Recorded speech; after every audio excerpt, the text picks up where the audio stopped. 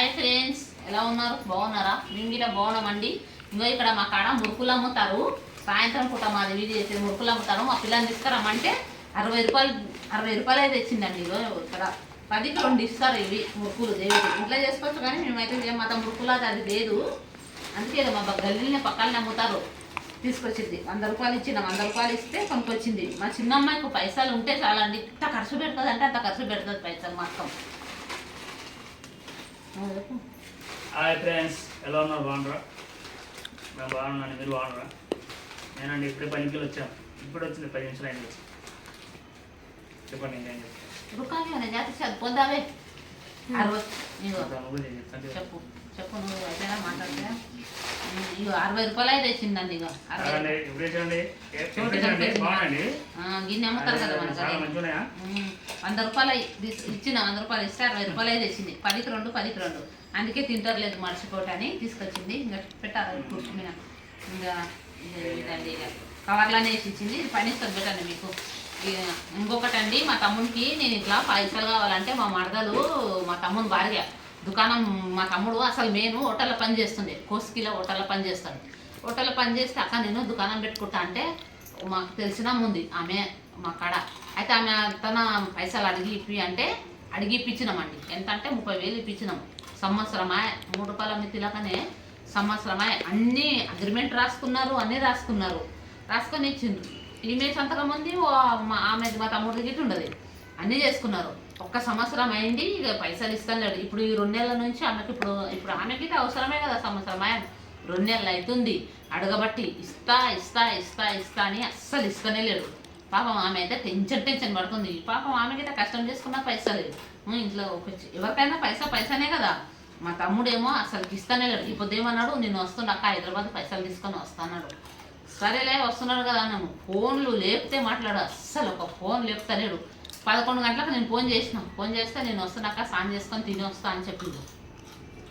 రావచ్చు కదా, ఇవ్వచ్చు కదా, వస్తానే లేడు. ఇప్పుడు ఫోన్ చేస్తే అసలు లేపుతలేదు. ఇంకొకటి, నేను మధ్యలో ఉండి పైసలు ఇప్పియారు అంటే మా మరిదికి ఇప్పించానుక మా మరిది ఇస్తారనుకో. మా మరిది టెన్షన్ లేదు, మాట మీద ఉంటాడు. ఇంకో మా చెల్లెల మోహన్కి ఇప్పించింది మా సొంత మరిదితో ఇలా తమ్ముతోటే ఇప్పిస్తానంటే వాళ్ళ టెన్షన్ లేదులే, ఇస్తారు. ఇంకా కానీ మా తమ్ముందే టెన్షన్. ఇస్తారు కానీ ఏమంటే ఇప్పుడు వాళ్ళ చేతికి లేనందుకు లేట్ అవుతుంది. ఇప్పుడు ఈమెనేమో నాకు కావాలే ఖచ్చితంగా అంటుంది. ఇప్పుడే ఇందాక నేను ఫోన్లు మాట్లాడడం పడడం ఇప్పుడు అయితే ఒకటే అదే టెన్షన్ అయిపోయింది నాకైతే. ఈ మధ్యలో అందుకే అంటారు చూడండి, ఎవ్వరు మధ్యలో ఉండరాదు. అసలుకి నేను ఎన్ని సంవత్సరాలు ఎక్కడ ఉండవు హైదరాబాద్లో, కానీ ఈ మధ్యలోనే చూడిపోయి ఇంత ఇబ్బంది అయిపోయింది. నేను అందుకే ఎవరు మధ్యలోకి పోను. ఎవరికి జేను ఉన్నదో లేదో తింటాము. నా ఇంట్లో నేను ఉంటుండే. ఈ ఫస్ట్సారి మా తమ్ముడికి పైసలు ఇప్పించి చిక్కుపడ్డ చూడ ఆమెతో తిట్లు తినవలసి వచ్చింది. అంటే ఏమంటలేదు కానీ ఎప్పుడైనా ఇచ్చేదే కదా. ఓన్కి కొంచెం అర్థం చేసుకొని ఇచ్చింటే బాగుండే తొందరగా. మా తమ్ముడు కొడుకు గీత అన్నాడు, నేను ఇస్తా అత్తమ్మా ఇస్తా ఇవి మా అక్కకి పైసలు అని అట్లా మాట్లాడ్డాకనే నేను ఇప్పించిన ఇస్తాన్నాడు. ఇప్పుడు గీత పిల్లగాడు ఫోన్ అవుతుంది. మా తమ్ముడు ఎత్తలేదు, పిల్లగాడు ఎత్తి చెప్తా నేను కోసుకిల్లుండా ఇంటికి పోయినాక మా అయ్యప్పకి చెప్తా అని చెప్పిండు. చెప్పి ఇచ్చితే బాగుండే మరి పైసలు. అదొకటే అయిపోయింది అనుకో, ఇంకా ఏ టెన్షన్ లేదు. ఇంకొకసారి ఎవరికే కానీ పైసలు ఇప్పియకుండా చెడ్రికం కావాలి. ఇప్పించి మాత్రం చెడ్రికం కారాదు చూడండి. ఈ పైసల మధ్యలో అస్సలు పోరాదు. పైసల మధ్యలో అవుతుందంటే ఇంత తిప్పలు అవుతుందంటే నేనైతే పస్సారి పోయి ఇంత తిప్పలు అవుతున్నది నాకు చాలా. మా చెల్లెల మొగడికిట మా ఇలా తమ్ముతో 50,000 తీసుకున్నాం. మా మడిదితోటి, మా చిన్న మడిదితోటి. అతను ఇస్తారులే, ఏం టెన్షన్ లేదు. మా చెల్లెల భర్త ఇస్తారు, మంచిగానే ఇస్తారు, మాట మీద ఉంటారు, ఇస్తారు అనుకోవాలి, టెన్షన్ లేదు. కానీ వీళ్ళదే టెన్షన్ ఉన్నది మా తమ్ముందే. వాళ్ళు ఇస్తారు ఇయ్యడని కాదు. ఇప్పుడు ఏమంటే ఇప్పుడు ఈమెకు అవసరం అంట. ఈమెకు అవసరం అయినందుకు ఇస్తలేడు. ఇప్పుడు టైంకి ఇస్తలేడు. ఏం చేయలేదు కదా, దానికి గదొకటే వచ్చింది. ఇప్పుడు ఎన్ని ఫోన్లు చేసినా ఇది లేదు.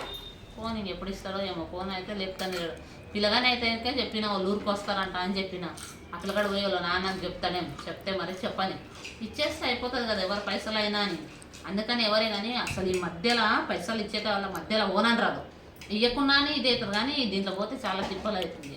నేను ఫస్ట్ సారి పోయినా బా, నాకు గిట్ట తెలియదు చూడే. అసలుకి తెలిసిందేనంటే అసలు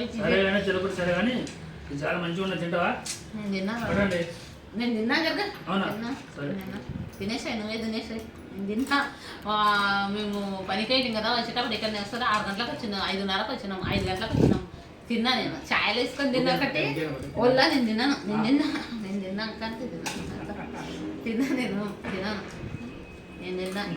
నేను అన్నం గిట్ట తినేసినండి గిల్లే ఉండదు. నేను ఎందుకంటే తొందరగానే తింటా 7:30 పావులకు 8 వరకు నీ తినేస్తాను. తిన్న తెలియదు నీకు ఎందుకు నేను తొందర అంటే తిన తెలియదు. అదే తొందరగానే తింటాను నేను ఎందుకంటే తినేసి. సరే ఫ్రెండ్స్ మా ఛానల్ని చూడండి, సబ్స్క్రైబ్ చేయండి. బాయ్ ఫ్రెండ్స్, మధ్యాహ్నం